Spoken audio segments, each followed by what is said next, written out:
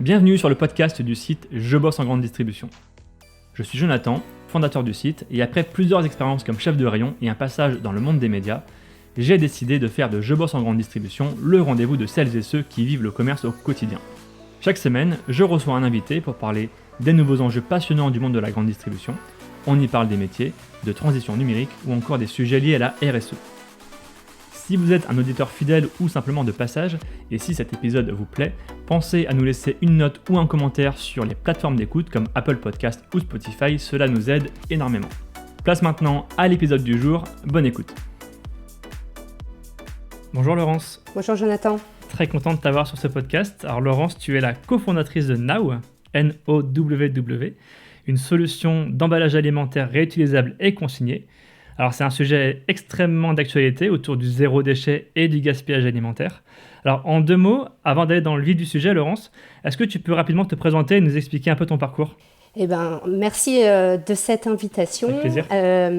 Écoute, Now, c'est vraiment en deux mots, c'est la consigne remise au goût du jour. Donc en gros, c'est un nouveau service d'emballage consigné qu'on propose aux magasins qui permet de fidéliser ses clients tout en réduisant ses emballages jetables. Donc en gros, le meilleur de l'ancien, les consignes de nos grands-mères, mais modernisé avec de la tech, de la traçabilité, de la sécurité, dans un engagement donc made in France et vraiment local eux aussi. On y reviendra. Ouais. Et toi, tu viens d'où exactement ? Quel parcours professionnel tu as suivi et pourquoi tu as voulu entreprendre ? Écoute, moi je viens d'un monde qui était également en transition, mais qui n'était pas sur les emballages, qui était dans l'énergie. Okay. J'ai travaillé presque 15 ans sur les problématiques de transition énergétique, du mix énergétique en France, autant par du conseil en stratégie que j'ai fait longtemps, puis après dans des grands groupes industriels, chez Alstom et chez General Electric. Et j'ai souhaité en 2019 me lancer dans l'entrepreneuriat pour aller essayer d'insuffler de la transition dans la gestion des déchets en allant chercher la réduction des déchets à la source. Et le système de consigne que je connaissais bien, ça faisait 20 ans que je me disais mais c'est dommage que ça n'existe plus. Et go, on est un EVA, on monte une équipe solide qui tient la route et qui vient du monde de la tech, de la restauration et des magasins pour proposer une offre qui trouve sa place et c'était parti. Alors, vous répondez à un besoin de la loi AGEC. Tout à fait. Donc, AGEC pour anti-gaspillage pour une économie circulaire qui vise à supprimer, et c'est hyper ambitieux, tous les emballages en plastique à usage unique d'ici 2040. Alors c'est ce que vous proposez notamment avec Now et vous développez l'emballage zéro déchet pour le secteur de l'alimentaire. Tu l'as dit un petit peu en intro, tu l'as présenté un petit peu en intro, Now. Est-ce que tu peux nous en dire un peu plus justement sur le fonctionnement ? Écoute, si tu te mets dans un magasin et que tu veux aller faire tes courses au boucher, au fromager, au traiteur, tu vas être obligé de ramener chez toi un certain nombre d'emballages jetables qui vont avoir une durée de vie de 3 minutes post-ouverture avant de finir dans la poubelle. Et donc, on a voulu s'attaquer à ces rayons-là en particulier. Donc, le parcours client, il est très adapté à ce que les clients ont l'habitude de faire. Donc, c'est vraiment lors de la commande dans ces rayons frais, ils choisissent l'option emballage réutilisable qui est proposée. Okay. Leurs produits sont servis soit dans des emballages en verre réutilisables, mais également certains choisissent du plastique réutilisable. Okay. Le client paye en caisse sa consigne, en fonction des emballages, ça va de 2 à 4 euros qui sont donc encaissés en caisse. Et pour le client ramène et consomme les produits. Et quand il revient dans son magasin, il va rendre les contenants consignés dans des collecteurs qu'on a inventés, des machines à consigne, qui sont installées à l'entrée du magasin qui vont reconnaître les contenants et rembourser les clients du bon montant de consigne sur les supports qu'il a l'habitude d'utiliser, donc le bon d'achat, la carte de fille, demain de la monnaie analytique, et il peut repartir pour un tour. Donc on vise un parcours client ultra simple et qui soit intégré dans le magasin. On a vu des enseignes, je crois que Système U, Leclerc, beaucoup le font, qui proposent justement aux clients d'emmener déjà leur propre contenant. Donc là, c'est un peu ce que vous proposez, sauf que vous vous occupez derrière du nettoyage, de la collecte. Tout à fait. Et de remettre dans le circuit finalement l'emballage consigné. Oui, c'est ça. C'est des démarches qui sont complémentaires. La loi AGEC que tu citais notamment demande aux magasins d'autoriser les clients à venir avec leurs emballages réutilisables propres. Nous, on vient en complément pour tous les clients qui les ont oubliés.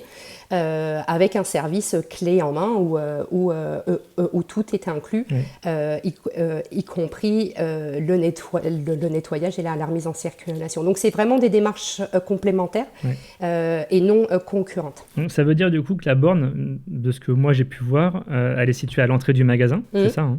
Ouais.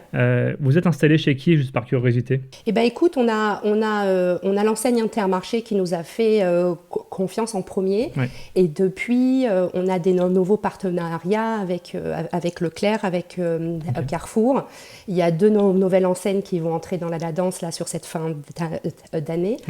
Et avec le même focus, disons, simplicité du parcours client, service offert au magasin, et dans un objectif de fidélisation. Donc ça veut dire qu'aujourd'hui, vous êtes capable de mettre à disposition un volume assez important, j'imagine, d'emballage. Est-ce qu'on peut donner peut-être un chiffre peut-être de ce que vous déposez en magasin et de ce que vous récupérez peut-être chaque jour, chaque semaine, chaque mois? Écoute, c'est très variable en fonction des magasins. On va avoir sur des très gros magasins avec des flux importants, entre 100 et 200 contenants réutilisables qui vont être utilisés et remis par mois. Et ça, nous, notre ambition, c'est évidemment de l'augmenter. Puisque dans un autre univers où on travaille qui est la restauration, où là 100% des emballages sont proposés en réutilisable, eh bien les flux sont évidemment bien plus importants avec des taux de retour qui sont élevés et qui permettent de remettre vraiment dans le circuit et de faire de la vraie réutilisation, plutôt qu'en fait de la vente de usage unique déguisé, quoi. Moi, je vois un double avantage. Alors, l'avantage pour le client, oui, parce que ça contribue à une conso responsable, à effectivement avoir moins de déchets. Il y a aussi un avantage du coup pour le magasin. Moi, j'en vois un premier, c'est faire des économies de ressources papier. Tout à fait. Est-ce qu'il y a d'autres avantages pour le magasin? Alors écoute, il y a faire des économies sur les ressources papier, sur les ressources, sur les autres emballages qui sont aussi des barquettes, barquettes libre-service, barquettes traiteur avec couvercle, barquettes snacking qui coûtent bien plus cher et qui ont subi encore l'augmentation des prix de manière vraiment importante depuis le début de l'année. Il y a un avantage fidélisation puisque c'est un service qui les différencie et qui crée du trafic. Donc on est sur ces avantages-là et sur une cohérence pour certains magasins entre d'autres actions qu'ils peuvent faire autour de l'anti-gaspillage alimentaire. Nous, on s'attaque à l'anti-gaspillage des emballages. Comment réagissent les clients? Parce que j'imagine que la pédagogie auprès des enseignes, c'est pas le plus difficile. Je pense qu'elles en sont convaincues. Comment on explique aux clients qu'il faut changer ses habitudes de consommation? Est-ce que vous contribuez à ça? Oui, oui, oui, bien sûr. On a on a tout un service qui accompagne le changement, hein, Ouais. que ce soit au niveau des équipes du magasin et également des clients, Oui. avec des animations régulières qui expliquent à quoi ça sert et qui montrent ce qu'on peut faire ensemble. Alors, on n'est pas. Il y a toute une société qui est en train de bouger, donc il y a pas. Oui. Il y a de plus en plus de produits qui sont proposés en vrac, il y a de plus en plus cette recherche de consommation responsable, et puis il y a tous les projets des industriels qui vont être obligés eux aussi de mettre 5% d'emballage réutilisable en 2023, puis 10% en 2027 sur le marché. Donc on va voir se développer l'offre en fait dans les magasins d'emballage consigné. Et ça va aussi habituer le consommateur. Plus il voit d'offres d'emballage consigné, de produits en emballage consigné, plus il va entrer dans cette mouvance aussi. Oui. Et nous, notre ambition avec Nao, c'est d'aller dans tous les rayons du magasin où la mise en place d'emballage consigné est possible, et d'intégrer ça dans un seul parcours client. Pour que ce soit le plus simple, une fois pas de plus, pour ceux qui viennent. Oui, parce qu'en façade, tu parles de simplicité, donc c'est simple pour le magasin, c'est simple pour le conso. La consigne, c'est pas simple du tout, faut le dire aussi. Il y a un vrai travail logistique. Est-ce que tu peux nous dévoiler un petit peu les coulisses de Nao? Voilà, j'imagine qu'il faut nettoyer, il faut collecter, j'imagine qu'il y a un vrai travail derrière. Oui, il y a sur cette aval du cycle là, donc qui est logistique, lavage, tri de temps en temps et remise à des dispositions. Nous, on travaille avec des partenaires qui sont entre 20 et 50 km de chaque magasin pour essayer de limiter les trajets. Okay. Et donc, on travaille avec des acteurs du territoire qui sont des pros de la logistique et des pros du lavage et qui vont assurer une qualité optimale et une hygiène optimale. Donc là, sur des volumes magasins, c'est le schéma. Demain, sur des volumes de millions d'emballages qui vont être mis sur le marché en mode consigné, là, il y a une intégration avec des usines de lavage bien plus importante en termes de capacité de la lavage. Et le marché en France se redéveloppe. Il y a des laveurs qui n'existaient plus depuis les années 80, années où on a laissé tomber la consigne parce qu'on en avait les yeux éblouis par les qualités du plastique à usage unique, qui sont certains, mais qui ont bien d'autres conséquences. Et donc ces laveurs, ils se redéveloppent. Et donc on sait que le marché est prêt. Le marché aval, que ce soit logistique et lavage, est prêt à absorber ces flux. Ouais, et de ce que j'ai lu sur votre site, vous passez aussi, il y a une démarche sociale et solidaire, puisque vous créez des emplois locaux avec des personnes en parcours d'insertion. Oui. C'est ça, un type ESAT, j'imagine. Oui, c'est ça. C'est très important pour le concept de société qu'on a souhaité monter, parce que les métiers de la réutilisation ou du réemploi d'emballage créent en moyenne 200 fois plus d'emplois que les métiers de recyclage. Donc c'est vraiment une opportunité pour les territoires d'aller recréer de l'emploi.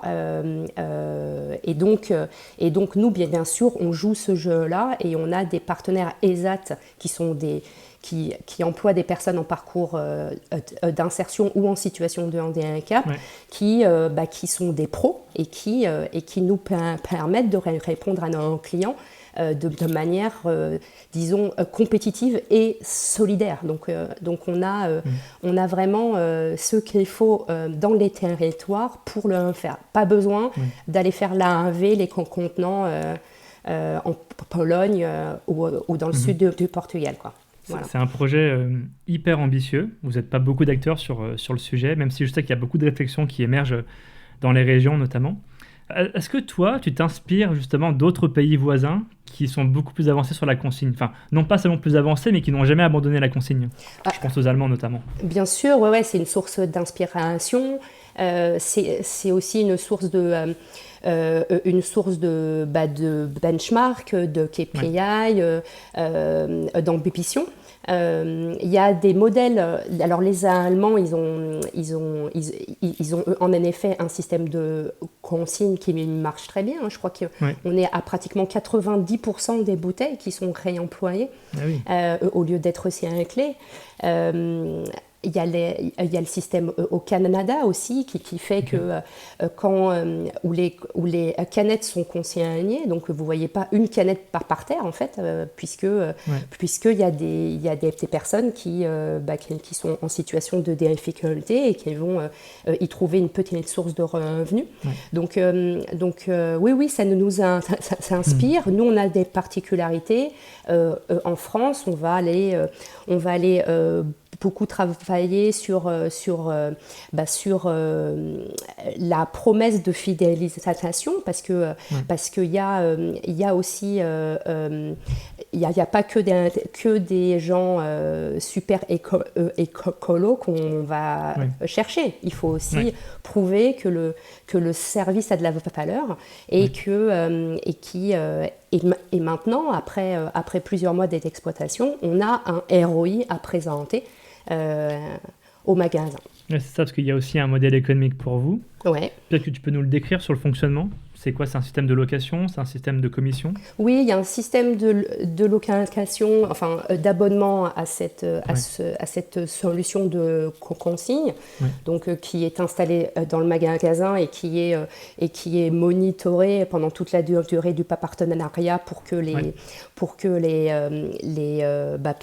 la performance soit au rendez-vous. Et puis après, il y a un système à l'usage en fait. Au nombre de passages, si on est sur la partie logistique et lavage, la partie aval de cycle. Tu disais tout à l'heure que la France, visiblement, on n'est pas très avancé sur la consigne. Quels sont... parce que la loi AGEC qui propose de supprimer tous les emballages d'ici 2040, ça semble assez ambitieux. Quelles sont les grandes étapes pour toi pour y arriver? Et est-ce que selon toi c'est réalisable? Écoute, vaste question. En tout cas, ça donne un cap et ça donne envie d'y aller. 2040, c'est dans 18 ans. Donc voilà, les cycles d'investissement, les cycles de formation des hommes et des femmes ont le temps aussi de s'adapter. Voilà, c'est pas après-demain. Et puis ce qui est bien, c'est que la loi AGEC donne fixe des étapes. Il y a des étapes qui sont déjà passées dès 2020 sur certaines interdictions d'emballage à usage unique. Et puis 1er janvier 2023, c'est l'entrée de la restauration et des industriels de produits de grande consommation. Donc c'est passionnant. Il va se passer des choses passionnantes et on sera là pour ça. En tout cas, bravo pour cette solution parce que c'est un projet colossal et voilà, je pense que vous avez beaucoup de courage à vous lancer dans ce projet-là. En quelques mots, comment on fait pour vous contacter si demain un magasin nous écoute et est intéressé par votre projet? Écoutez, rien de plus simple. Vous pouvez nous contacter sur le site là, www.noww.fr ou sur les LinkedIn. L'équipe est à votre dispo pour vous présenter le projet, l'expérience et puis discuter de l'avenir avec ces industriels qui entrent dans la danse et qui vont faire bouger les choses. Donc, si tu veux bien, nous, si on a 3 nouveautés à présenter, on a des nouveaux mags et des nouvelles enseignes là, qui arrivent sur la fin de l'année. Donc, ça va étendre encore plus le concept. On a des nouveaux rayons. Donc là c'était vraiment traiteur coupe. Et puis on va aller sur des kiosques, sur du vrac, sur des bars. Voilà, dans un objectif d'enrichir l'offre d'emballage consigné. Il y a des très beaux projets à venir avec des industriels PGC. Ouais. Ok, super. En tout cas, on mettra toutes les infos dans la description du podcast. Et je te remercie beaucoup, Laurence, pour cet échange. Merci, Jonathan. À très vite. Merci, à bientôt. Merci à tous d'avoir écouté ce podcast jusqu'ici. Pour retrouver des informations sur notre invité et accéder à différentes ressources, cliquez sur la description pour en savoir plus. Ce podcast est produit par le média indépendant Je bosse en grande distribution. Chaque semaine, nous proposons un regard différent sur la vie des magasins, des enquêtes, des décryptages, des témoignages. Retrouvez-nous sur notre site et rejoignez la première communauté des professionnels de la grande distribution. Sur Facebook, LinkedIn, Instagram, TikTok, vous êtes plus de 450 000 à nous suivre. Vraiment un grand merci pour votre fidélité. Et pour celles et ceux qui veulent aller plus loin, nous proposons toute une série de ressources et d'accompagnements à destination des commerces. Pour en savoir plus, cliquez dans le menu Agence ou ressources sur l'accueil de notre site. À bientôt!